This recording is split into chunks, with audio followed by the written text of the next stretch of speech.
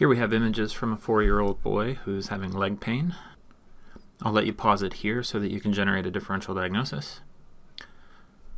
Alright, what we're looking at is an AP and a lateral view of the tibia and fibula. And we see an area of sclerosis predominantly in the medial and posterior aspect of the tibia. I'll zoom up on that area so that you can see it a little bit more clearly.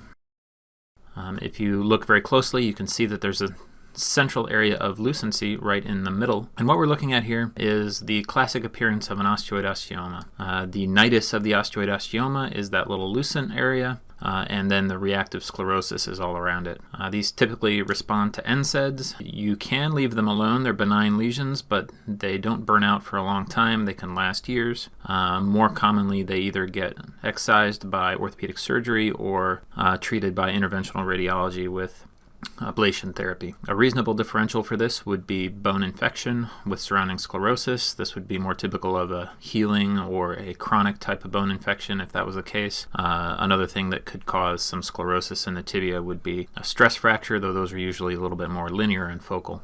Keep in mind that you might not get this degree of sclerosis if you see an osteoid osteoma in an area where there's not periosteum, in particular around joints, classically around the femoral head. You won't get a whole lot of sclerosis, but you will have a lot of edema on MRI. CT or MRI are reasonable follow-ups if the diagnosis is unclear.